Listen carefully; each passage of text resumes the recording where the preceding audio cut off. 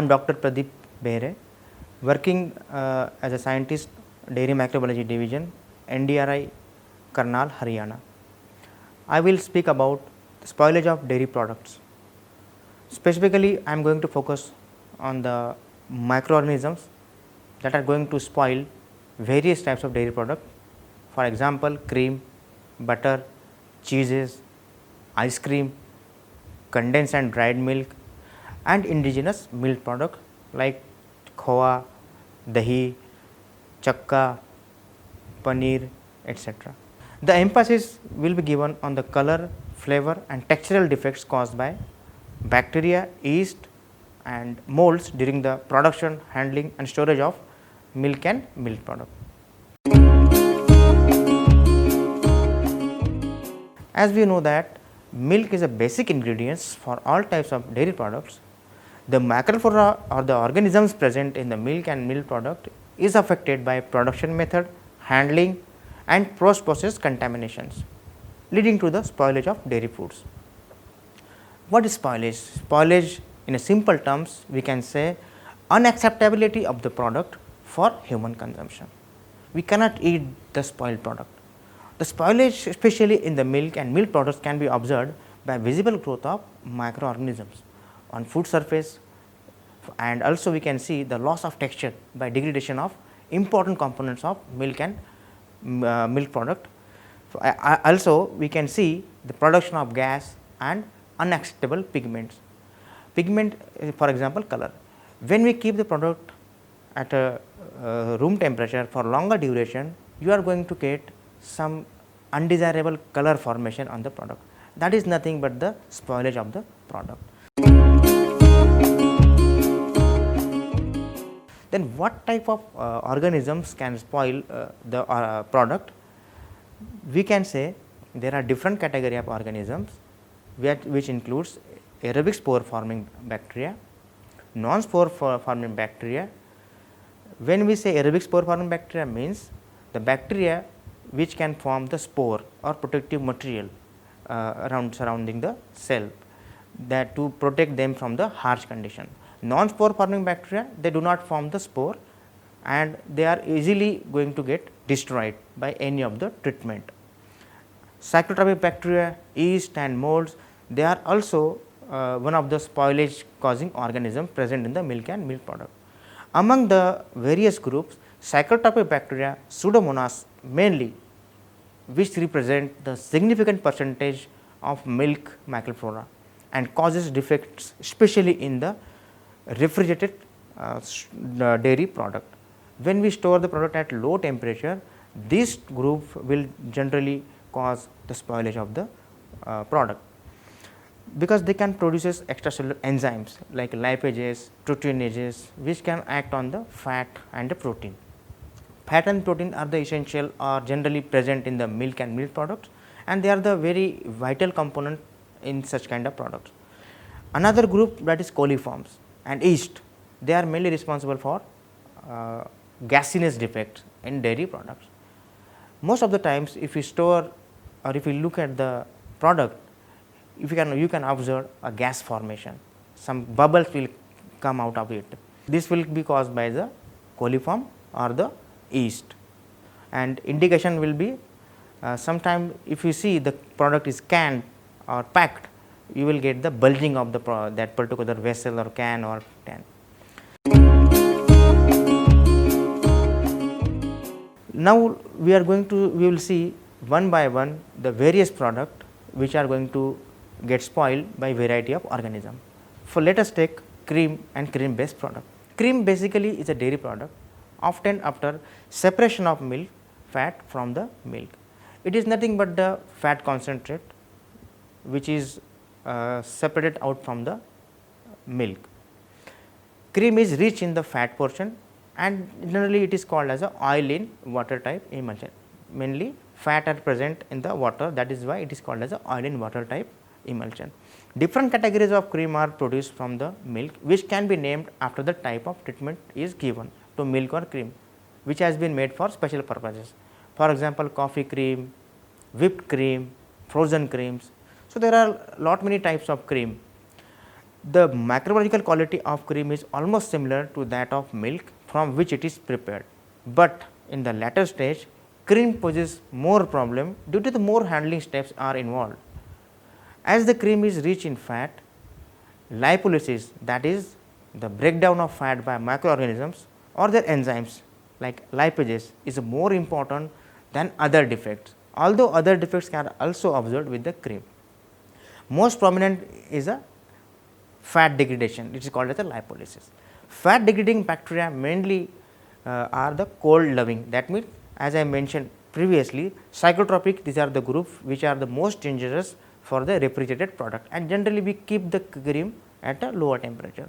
Psychotropic organisms mainly Pseudomonas, aerobic spore former, they can also come under the psychotropic category. Bacilli, few yeast and molds are often found in the spoilage of cream.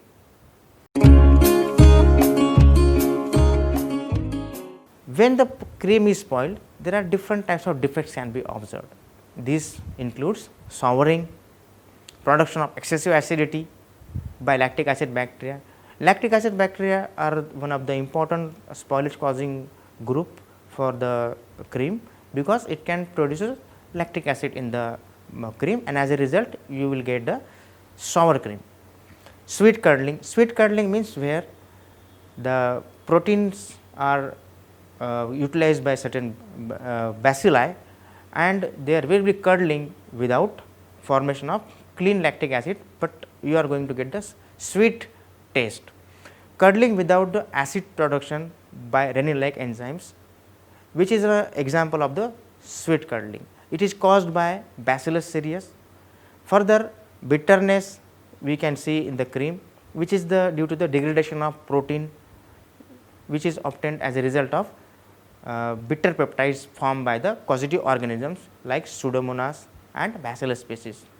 Rancidity, which is also caused as a result of breakdown of fat, which is present in the cream. Rancidity is caused generally by the lipase, which is an enzyme produced by bacteria, yeast and molds. We have also observed in the cream like fruity flavor, apple like flavor, which is caused by Pseudomonas fragi, and which is the most important organism in the microbial spoilage of cream.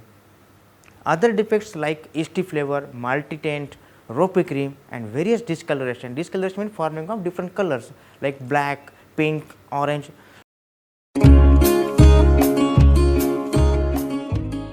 It is caused by different species of yeast, bacteria and molds are also reported spoilages often observed in the cream. Such defects can be occurred in cream due to the production of cream from unhealthy animal, inadequate heat treatment given to the milk or cream, use of uncleaned equipments and unhygienic practices followed by the persons. These defects can be overcome by following a proper hygienic condition, obtaining milk from healthy animal, preventing post process contaminations and proper storage of cream below 5 degrees Celsius. Let us talk about the butter.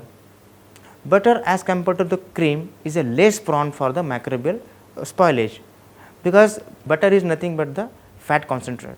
It contains more fat than the cream and less amount of moisture is present in the butter.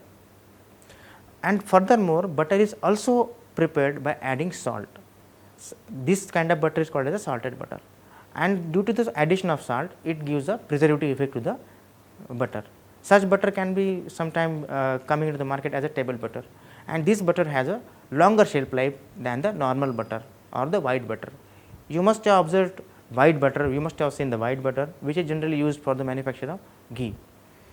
As I said, addition of salt have a preservation effect, which increase the shelf life of normally table butter. However, initial microflora of cream production method and post process contamination decides the final microflora of the butter. Lactic acid bacteria, previously as I was talking about the cream, and coliforms, they can produce acid and gas, while Pseudomonas and other contaminating bacteria causes lipolytic and proteolytic changes and makes the product unacceptable for the consumption. And sometimes certain pathogens Pathogens means which can cause disease to the humans are also likely to enter into the product during the manufacturing condition as an post process contaminants. Let us see about the some of the spoilages like chemical or enzymatic problems caused in the butter. There are different types of spoilage defects in butter which can be categorized as a cream borne defects and the storage defects. Cream borne defects are the defects originating from cream in the fresh butter, and these defects are cheesy, malty, weed, for example onion, grass or dandelions, feed, alfalfa, sweet clover, barley, metallic, coffee, yeasty, rancid, musty and old cream flavors. These defects can be avoided by using a defect free cream for butter manufacture. Flat or insipid flavor in butter is due to the dilution of cream with the water or excess washing of butter granules during working. Storage defects includes mainly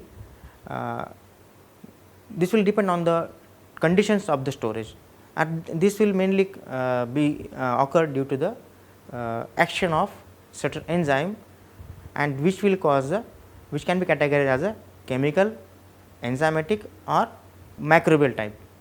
The various defects in butter can be rancid flavor, putrefactive taint, fruity flavor, musty taint, pink, brown, orange discoloration. The organisms responsible for various spoilages are again the bacteria, yeast and molds. Now we will talk about the spoilage of cheese. Cheese is one of the incredible products produced from raw and pasteurized milk by fermentation with the starter culture, followed by coagulation with the rennet. Rennet is the enzyme. Sometimes rennet is also called as a chymosin. Different types of cheeses are prepared all over the world. There may be many thousands of cheese varieties are available, and these cheese varieties are very specific to the particular type of countries. Cheeses are prone to spoilage and they are generally spoiled by bacteria, yeast and mold. There are certain cheeses where we are going to use yeast and mold also, and this the example of those are Roquefort, Camembert, blue, they are generally called as a blue cheese.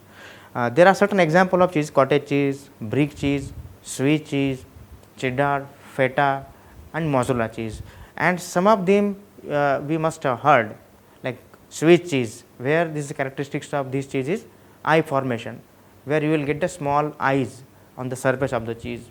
Cheddar cheese, we generally in India also cheddar cheese is being manufactured in some of the dairy plant, and cheddar cheese is generally used in the manufacture of processed cheese. Mozzarella cheese, we are generally sometimes we eat cheap pizzas. In pizzas, mozzarella cheese is being used.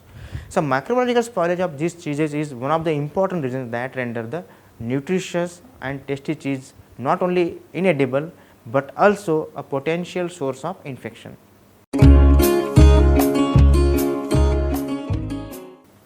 What kind of defects are going to observed in the cheeses? So apart from bacterial spoilage, early blowing and late blowing are the main defects in cheese that occurs as a result of microbial growth.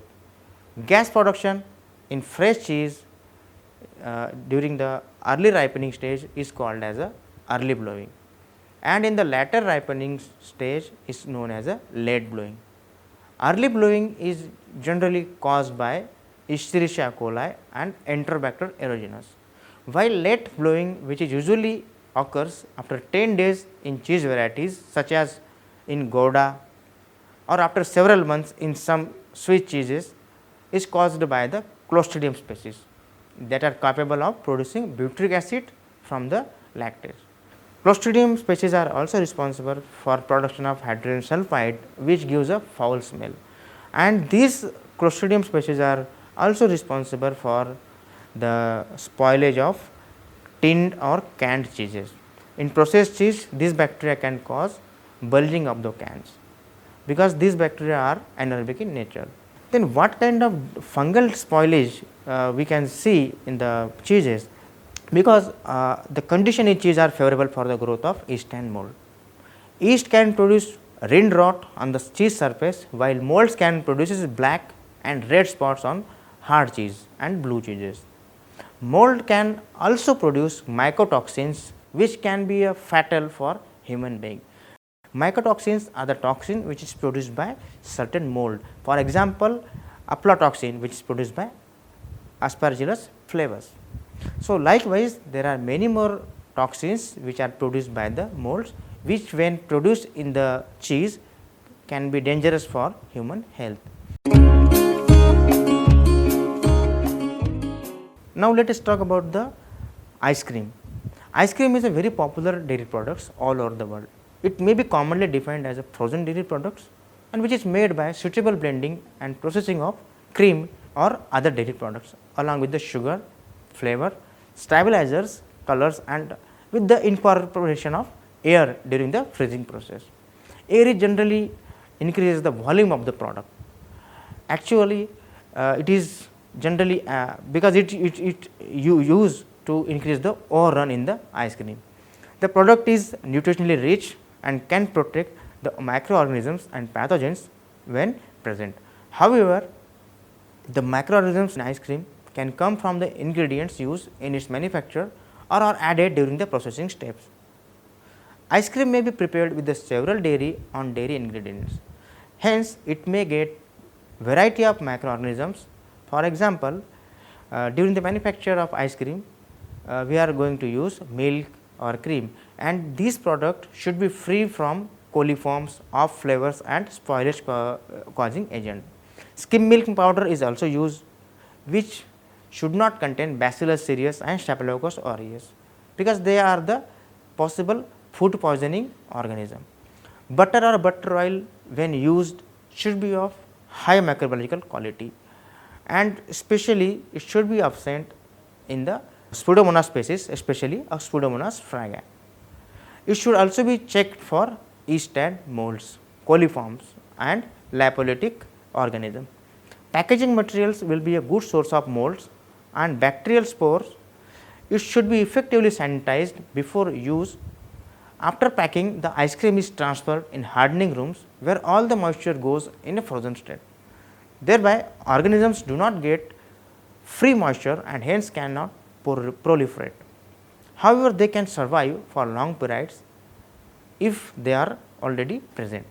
In the entire process, contamination by human handlers, especially with the pathogens, is also of great concern.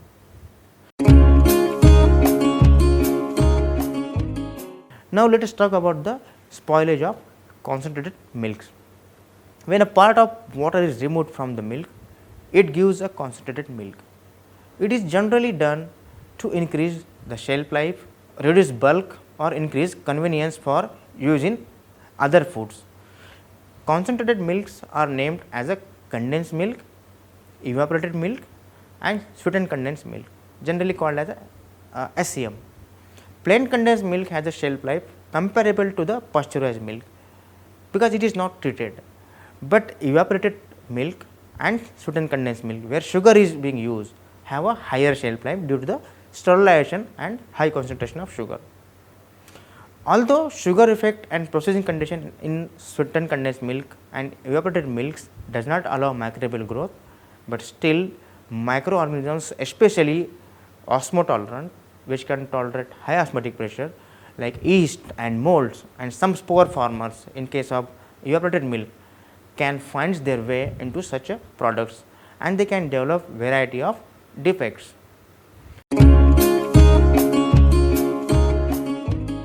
The defects which can be observed in the evaporated milk, which may originate from the milk itself, because as I said, evaporated milk are generally sterilized. There will be problem mainly from the spore forming organism and certain thermophilic type of organism. If they are present already in the milk which is being used to manufacture evaporated milk, they will survive the conditions and they will subsequently spoil the product. Usually anaerobic spore formers like Clostridium foetidum, which can withstand 118 degrees Celsius for 15 minutes, may survive and cause bulging of cans due to the gas production. This bacterium can also produce hydrogen sulfide, which can give a foul smell. Coagulation of milk can also be sometime observed, which is caused by Bacillus subtilis, Bacillus coagulans or Bacillus megaterium. Contamination subsequent to sterilization can lead to several other defects. Now, defects in sweetened condensed milk. Presence of high concentration of sugar leading to the plasmolysis of bacteria. This is the main principle of preservation of the sweetened condensed milk. Sugar ratio in sweetened condensed milk is very important as far as microbial survival is concerned. Generally, this ratio should be maintained between 62 to 64%, so as to control the unwanted organism present in it. If this ratio is disturbed, the product is going to spoil, or microorganism present in that will start growing into that, and subsequently they are going to produce various defects. The defect which we can see, that is age thickening with the cheesy odors, which can be caused by micrococci or spore formers. The gas formation defects leading to a bulging of cans, which is a very common defect caused by yeast of a Torulopsis type. If sugar is low, coliforms can also cause this defect. Molds, being tolerant to high sugar, can form mold buttons with the colored spots and of flavors in sweetened condensed milk. Species of Penicillium and Aspergillus are implicated in such cases. Now, let us talk about the spoilage of dried milk. Drying of milk has advantages of high shelf life, reduction in bulk, and convenience in the storage, transport and marketing of the product.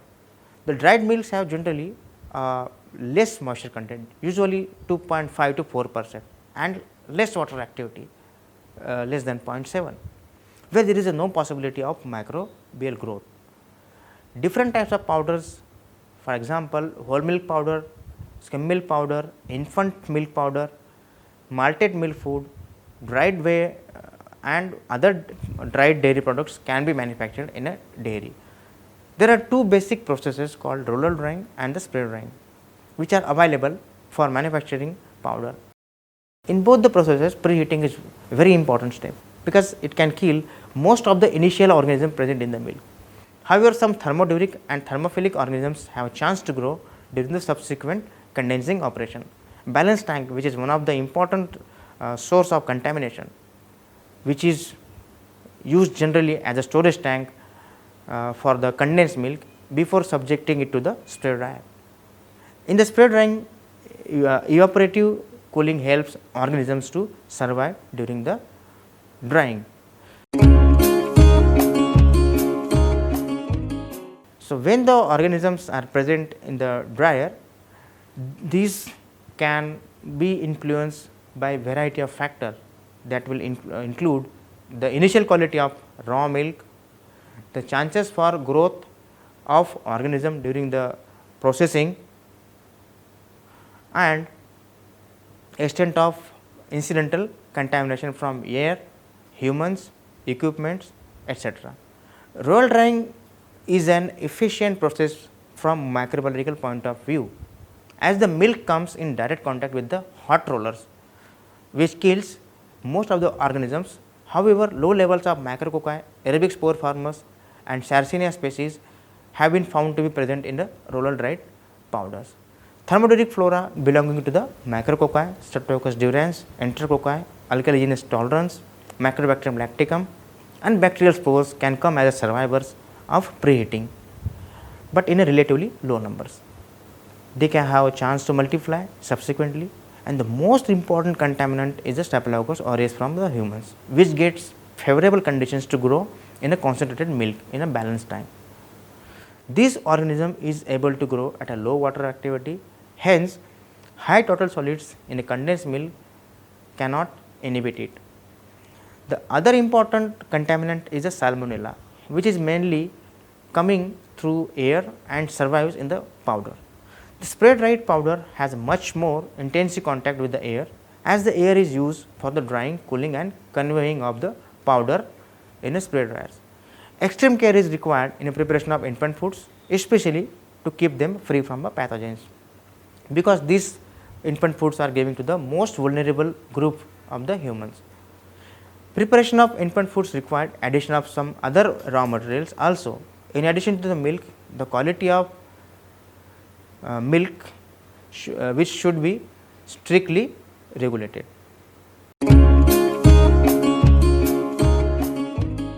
Now we will talk about the spoilage of indigenous milk products. A variety of dairy products are indigenous to India.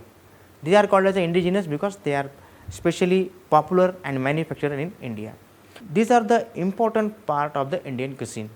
The majority of these products can be broadly classified into the curdled products like channa or paneer, or non-curdled products like khowa and khowa based sweet. Other products include barfi, kalakand, kheer, paneer, shrikhand, sandesh, etc., which are being increasingly used in the day-to-day life. Khowa serves as a favorable medium for the growth of microorganisms on account of its nutritive value and moisture content. The general macroflora of khowa includes acid producers, aerobic spore formers, proteolytic, lipolytic and pigmented organisms, as well as coliforms, which on proliferation causes spoilage of khowa. Further rapid spoilage of khowa is attributed by contamination with yeast and molds from the external sources. The unsatisfactory practices generally followed in its production, handling and storage results in poor shelf life of the product. The limited shelf life of khowa has been ascribed to microbial spoilage, particularly by yeast and molds. Now let us talk about the defects in khowa. The major flavor defects in khowa are sour, rancid and stale flavors, which are caused by using poor quality milk or storing khowa for excessively long periods. Stale and sour flavor is mainly due to the activity of proteolytic and acid producing organisms at lower storage temperature. Under ambient conditions, the fat component of khowa is degraded by microbial lipases of lipolytic bacteria, leading to the hydrolytic and ketonic rancidity.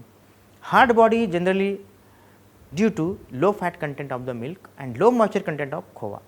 During excessive high temperature, a coarse texture of khowa appears due to the high acidity and low fat content of the milk. The defects can be prevented by using good quality milk and good manufacturing practices.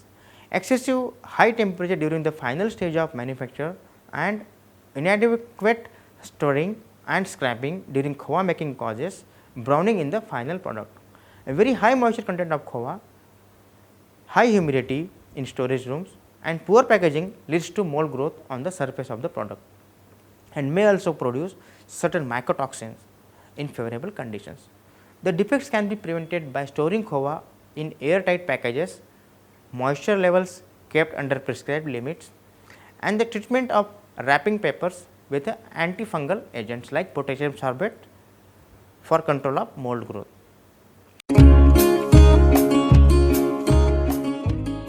Another product is a paneer.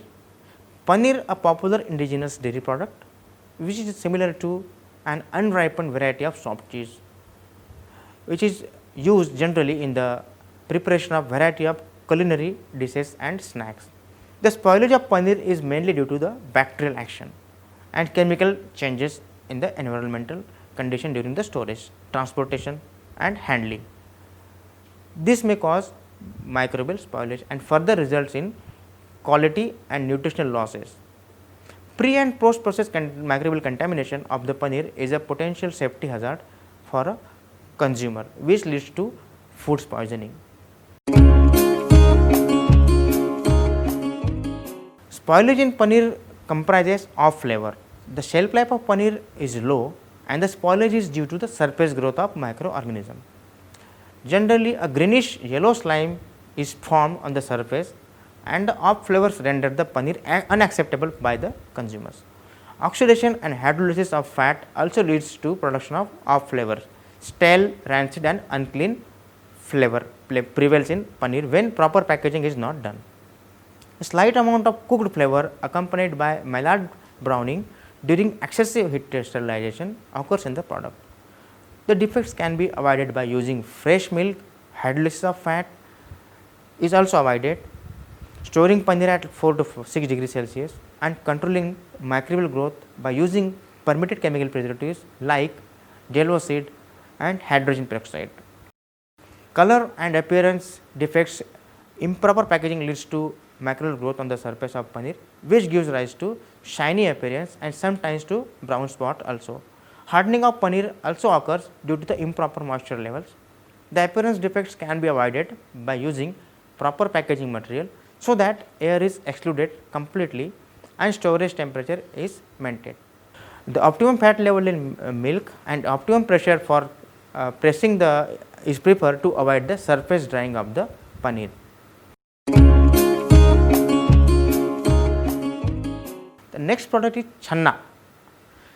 Channa is one of the perishable indigenous milk product because it contains somewhat higher moisture than the paneer, which is like just similar to paneer, but difference is that in channa we are not pressing, while in the paneer we are going for the pressing. In channa is a popular form of fresh cheese which is prepared by precipitation of boiling milk with the addition of citric or tartaric acid. Due to high fat and moisture content, the product is more prone to different types of microbiological spoilages. At ambient temperature, its quality deteriorates within a few days or two, and the shelf life is greatly influenced by the composition, particularly moisture content, storage, temperature and nature of the packaging material used. Of flavor defects like burnt, smoky, sour, rancid and stale or foreign flavors arises due to some improper conditions. Moldy surface defect is controlled by proper packaging with the moisture barrier packaging material. Some viable foreign matter in a channa is controlled by proper straining of milk and adopting good manufacturing practices. Other channa based sweets like sandesh, channa murki, pantua, chamcham also shows some type of defects, and the prevention is done mainly by boiling of milk.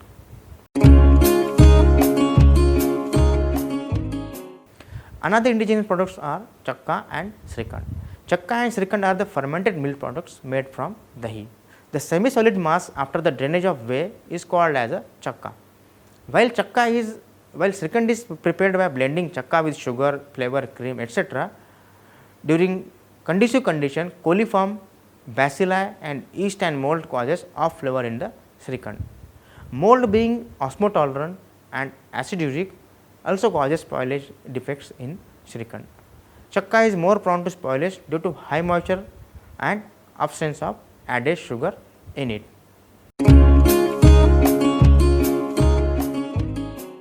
To summarize, microorganisms like bacteria, yeast and molds find their way into milk and milk products through different routes and spoil it before we think.